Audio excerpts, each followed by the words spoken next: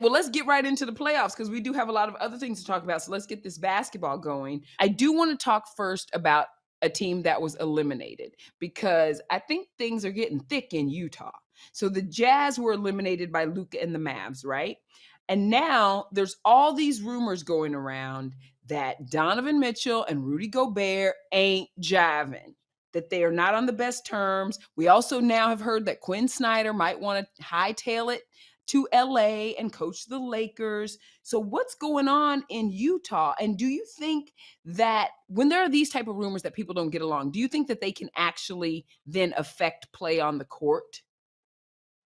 What's going on is what I told y'all 3 years ago. Donovan ain't that good, and the Utah Jazz ain't that good. Let's just say it. I mean, he's good, but you want to be good or you want to be great. You want to be great or you want to be greater than everybody else. You want to be greater than everybody else or you want to be the greatest ever. Whichever one you want to, let me know. But you can't be putting people, oh, he's this. Like Utah's, hate to say it, they've been front runners for the last 4 or 5 years. They'll give you, when they get to the playoffs, and then when they get to the playoffs, can't. Dallas was a bad matchup for them because, Jason Kidd got smart. We're going to bring Rudy out. And, no shot blockers are people that block shots at the rim. Can't block three-pointers. And then on the other end, he wasn't doing anything offensively. So, he was playing drop defense, and Dallas was just shooting threes, and they was killing them. And then Luka came back, just added on to it. So, Rudy's a great player, fine defensive player, but he offers nothing on the offensive end of the basketball. Right. Like, he has no post moves. Like, you can only get so many drop-offs and lob dunks. When the playoffs done, it comes to slow down. You have to throw the ball into someone. As you see last night, Aiden, 24, 25 points. Aiden ain't going to be just out there running around. So, and then, Donovan, he's he's up and down player. I think Rudy Gobert can hold you to like 12 points. 12 points, yeah, in the first 3 minutes. in the first, let me tell you something, man. It's against my religion for somebody to hold me one-on-one. I take that personally. I do. I take Shaquille ain't playing with you today. Look, man, the first I used to, the first play of the game, I always used to look and see what the defense is going to do. Okay, he doubling from Spice. Spice going to be wide open for the jump. Like, I always look at the first play. But if I get it, and I'm like, oh, nobody's coming, I take that as a sign of disrespect. And you know what I'm going to do with him? He's a shot blocker. He can't shoot a shot. You got to back his little skinny ass up under the rim. And then show him the bow so he gets scared. Wole, and then just go up, ba-ba, and dunk it right in his face. What was that? Yeah.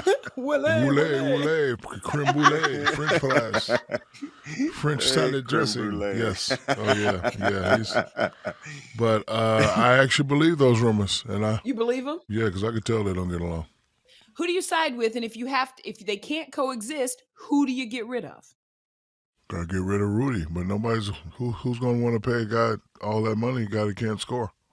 So you get rid of Rudy. Okay. Wow, you let the big man go. Yeah. 2-time defensive player of the year. You let him go. Yeah, but the game is changing. Yeah, defense wins championships, but scoring points also gets you championships. Spice, what about you? If you gotta let somebody go, who you get rid of? Well, I would, like Shaq said, he don't he's think Switzerland. that Donovan Spice, you is always that good. Switzerland. You don't never pick. No. Pick. No, look. Like Shaq said, he don't think Donovan is that good. So get rid of Donovan. Okay, first of all, I never said he's not good. I said he's not well, as great as y'all think he can is. be. He's not great. You said he's not good, not great. Not yet, yeah. But you think he still can be, so that's why you keep him? Of course, easily. Okay. He doesn't get mad enough to me. I think the key is him getting mad. I think he want to be going though. Yeah, I think he wants to be going too. I mean, like, even when I challenged him, he's like, yeah, okay. I'd have been like, what? I'd have been like, yeah, all right. And every time we played on TNT, I'd have been going for 50. Oh, man, Shaq, don't talk to me like that. I'm done. But, these kids is different. Hey, it sounded like he want to be gone though, man. They asked him, is he coming back? And he was like, yeah, I don't know. We'll see. I got to watch the film and all that. Like, he want to be out of there. That sounds like I want to be out of there talk. The first thing to that, that would go against decades of behavior. Decades of behavior upon the Lakers' part. True. They are a superstar-driven franchise. I agree. Secondly, to trade LeBron somewhere like Utah or Portland would go against that behavior as well. Because there's no way they would ever trade LeBron unless they got sign-off from him. There's no way they would ever trade LeBron because it goes against how they operate. This is the same family. JJ. This is the same family that Dr. Buss. Before you go on, I did not say the Lakers are considering it.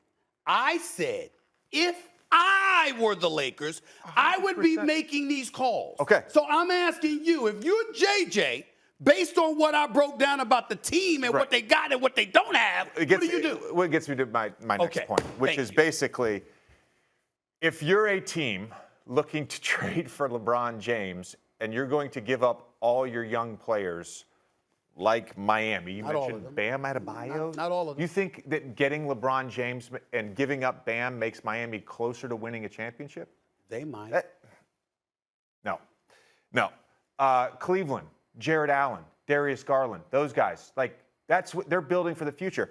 Everything you're talking about is teams essentially operating the way the Lakers have operated for decades. Teams don't want to operate that way anymore, and that's the problem with the Lakers. They have refused to modernize how they operate, and we've seen it. The last 10 years, they've been in the playoffs 3 times. Only once did they get out of the first round, and that was in the bubble, 2020. The idea that they're going to bring in Phil Jackson to help with the coaching search, given his record as an executive in New York and with the hires he made, again, it's a pattern of behavior. We talk about it all the time, the pattern of behavior. It fits in their pattern of behavior. Other teams are not going to fall susceptible to that. So no, I think this is a crazy take. This is a crazy take. But JJ, you don't like the roster, though. We've talked about that. You said it's poorly built. I agree with him 100%. This team is going nowhere. Yeah. And trading LeBron, you're not going to get anything back where you're going to say, Mad Dog, we're going somewhere. I Where are you on agree with everything JJ said. First off, LeBron's not going to, you can say he's got no trade. He doesn't want to go, they're not going to trade him. So we got Harden, he bailed out, Irving bailed out. The no trade thing means nothing. He's LeBron James. He doesn't want to go to Miami or Cleveland, and I agree. I don't think those 2 franchises want him. They've already won with him. Why would they want to go back there? They're building pretty good teams. So he's not going to those 2 spots. And the other thing is, you are tied in with Davis and Westbrook. This is your team. Well, you're going to trade LeBron, you're never going to get anything equal value. You're going to get nothing back of note. And then you're going to have Davis and Westbrook sitting there, and they're not going to be able to win by themselves anyway. No. So it's a disaster. No matter how you handle it, it is a disaster. Because until you get Davis and Westbrook out, you're not going to be a good team. So you might as well have LeBron in the ball club. And by the way, about Phil Jackson. Sure. All right, listen, I didn't like Derek Fisher either. He wanted Kerr. Kerr knew the better team was in Golden State, so he went to Golden State. He knew the roster was bad. Yeah. You're telling me that Phil Jackson can't help them pick a head coach? He loved Lou. He coached for him. I have no problem with Phil Jackson. As long as he's not picking the players, I have no problem with Phil Jackson. I would say this to you. Again, I'm not saying this is not breaking news about what the Lakers are thinking because I don't know. No. What I'm saying what I'm saying is if it's me, because of how dire my situation is, the one asset I have is a superstar at the age of 37 who may play 2 or 3 more years tops, who, by the way, has something to do with those players being there. I might use him to help get rid of them. Not to mention the fact that he's got 1 year left on this deal. If they offer him an extension and he says no, that means after next year, he can walk away without them getting any compensation. And then what do you have? If you're the Los Angeles Lakers, if you're Jeannie Buss and Linda Rambis and Kurt Rambis and especially Rob Pelinka, since he's the guy that's going to be making these decisions, I'm saying you got